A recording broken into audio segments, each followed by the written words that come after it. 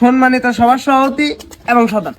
যাই হোক যদি তোমরা কও গহুর ভাইয়ের ক্ষেতের অনিষ্ট করছাও গা, আমি অনিষ্ট করি না, আমার ছেলেটা জোর জবস্তি কুকাম করছে, হেজন্য মা কই ক্ষেত ভাঙে গেছে কি মাঝখান থেকে তোমার মধ্যে দিবেন নিয়ে আমরা খেলা খেলা করবার আছে নাকি? তাই শুরু থেকে গুলা কা আমি ছাগল নাইরা দিবার গেছিলাম, হে সময় ছেলেটা আমার বগুলা আইলো। পরা আয় আমার খারাপ কাম করবার কয়। কি খারাপ কাম খুলে কা?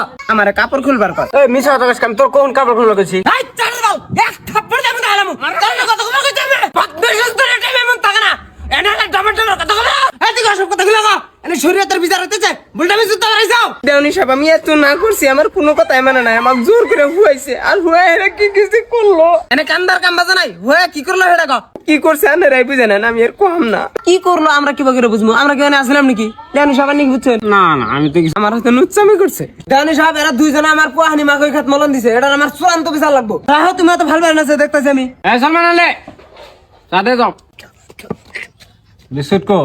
যাই হোক গেদির জবানবন্দিতে আমরা সবাই কম বেশি বুঝলাম।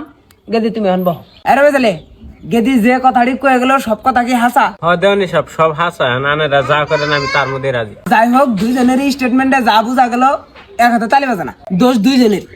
কাজ গতিকে সামাজিক রীতিনীতি হিসাবে বিয়ে করাই দিলি এলো না সভাপতি সাহেব কি কন? হ্যাঁ আমাকে বিয়ে করে দিলি হলো। যাই হোক মেলা রাত হয়ে গেল, দেরি না করে আমরা উঠাউটি করি।